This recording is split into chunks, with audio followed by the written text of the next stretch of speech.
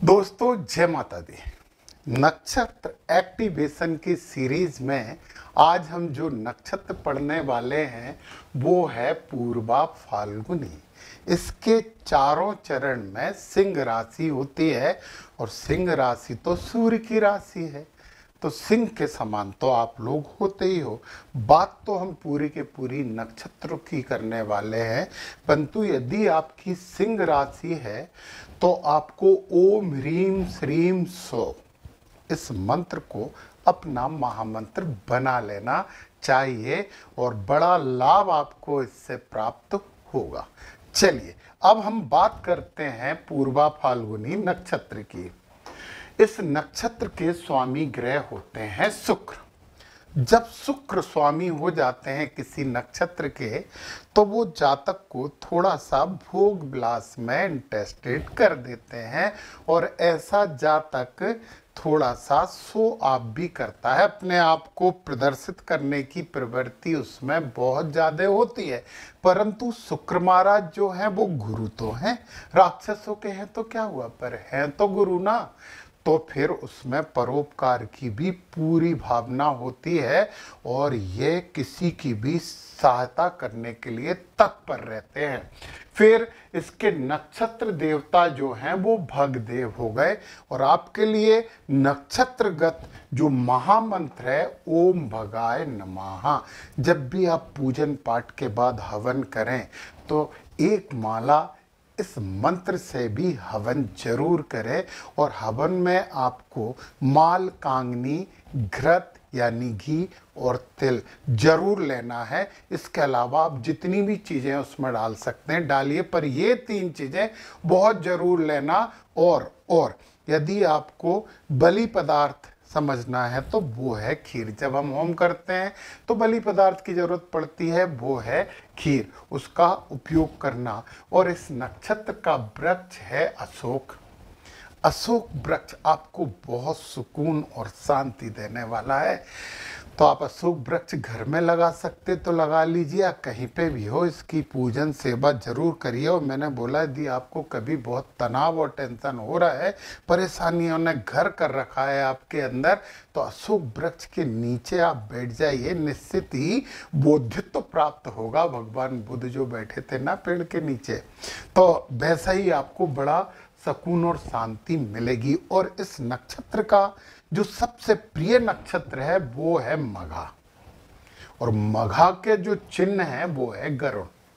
तो गरुड़ का चित्र अपने घर में जरूर रखिए, बहुत जरूरी है। और जब गरुड़ का चित्र रखेंगे तो आपको अच्छा लगेगा। पता है ये जो हमारा पूर्वा फाल्गुनी नक्षत्र है ना, इसका चिन्ह है तोता, तो एक तोता भी का फोटो भी रख लो। गरुड़ तोता अलग अलग रखना, एक साथ मत रखना। ये दोनों चीजें आपको बहुत फायदा देने वाली है। अब एक बात ये है, यदि आपने पूर्वा फाल्गुनी नक्षत्र में जन्म लिया है तो आपका रजत पाया है, और रजत पाया शुभ होता है, तो आप खुश हो सकते हो। यह स्त्री संज्ञक नक्षत्र है। ये नक्षत्रों के संज्ञक दिए हैं, पुरुष संज्ञक, स्त्री संज्ञक, नपुंसक संज्ञक, एक वैरायटी है। आप इन तीनों नाम स्त्री पुरुष और नपुंसक से ज्यादा मतलब मत रखिए।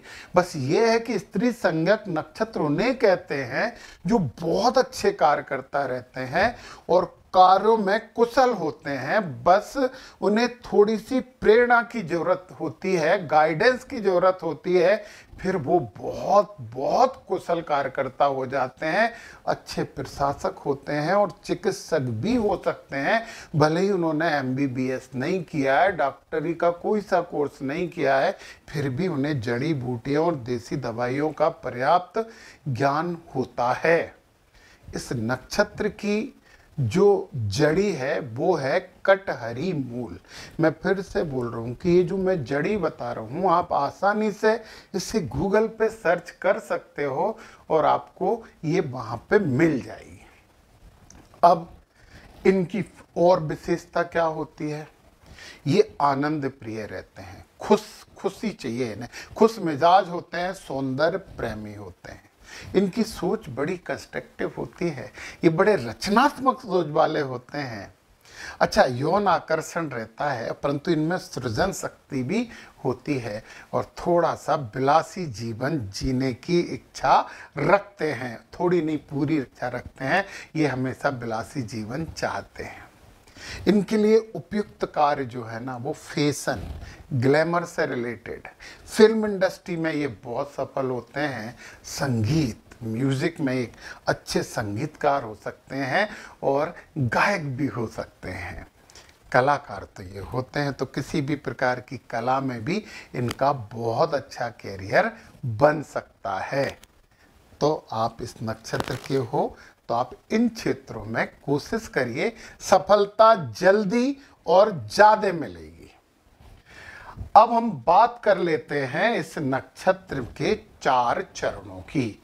चारों चरण में राशि तो सिंह ही होती है, और सिंह राशि वाले यार थोड़ा सा ये कोशिश करते हैं कि लोग उनकी सुने बस, तो अच्छी बात है ना, सुनना चाहिए।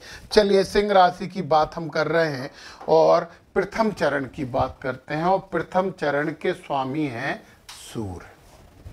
अब सूर्य 2-2 बार आ गए। ये बहुत साहसी होते हैं। प्रथम चरण में जमने हैं ना पूर्वा फाल्गुनी नक्षत्र के, तो करेजियस होंगे, बहुत ज्यादा साहसी होंगे और कई बार तो दुस्साहसी भी हो जाते हैं। माता के भक्त होते हैं, मातृ भक्त होते हैं, तो ये तो बहुत अच्छी बात है। और पता आपके लिए सबसे अच्छा जो कैरियर है, जो व्यवसाय है, वो फैशन डिजाइनर। फैशन डिजाइनर बहुत अच्छा है।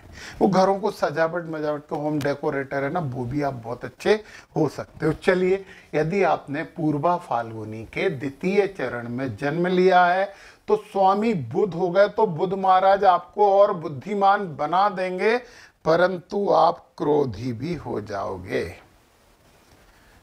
किसी भी प्रकार के नशे से बचने की कोशिश करना।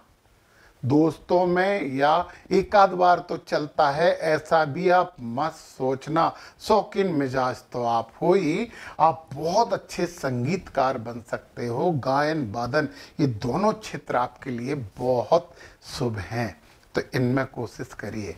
चलिए, यदि आप पूर्वा फाल्गुनी के तृतीय चरण में जन्मे हैं तो इस चरण के स्वामी हैं शुक्र। शुक्र आर्टिस्टिक तो बनाते ही हैं। आप थोड़े आक्रामक हो जाओगे, जल्दी लोगों से उलझने लगते हो, परंतु आप जवाबदेही रखते हो। कोई काम की जिम्मेदारी यदि आप लोगे तो निभाओगे, तो लड़ भी लेते हो जल्दी से। इवेंट मैनेजमेंट का कमाल का व्यवसाय होगा आपके लिए। कोशिश करिए इवेंट मैनेजमेंट में कार्य करने के लिए, बहुत बहुत प्रगति होगी। चलिए, आप पूर्वा फाल्गुनी के चतुर्थ चरण में जन्मे हैं तो स्वामी मंगल हो गए। मंगल ऊर्जा देते हैं, ऊर्जावान भी आप हो गए। गंभीर व्यक्तित्व हो जाएगा आपका। आप काम करने में कुशल होंगे। आपके लिए खान पान से रिलेटेड कोई सा भी व्यवसाय बहुत अच्छा होगा। होटल व्यवसाय, इसमें आप कोशिश करें तो बहुत जल्दी सफल होंगे। तो ये एक दिशा निर्देश हैं जो हमें प्रकृति देती है। इस नक्षत्र में यदि हमें जन्म दिया है प्रकृति ने, तो वो कुछ हमें निर्देश भी देती है कि इधर चलो, अच्छा करोगे। उन निर्देशों को मानने में ही फायदा है। जय माता दी।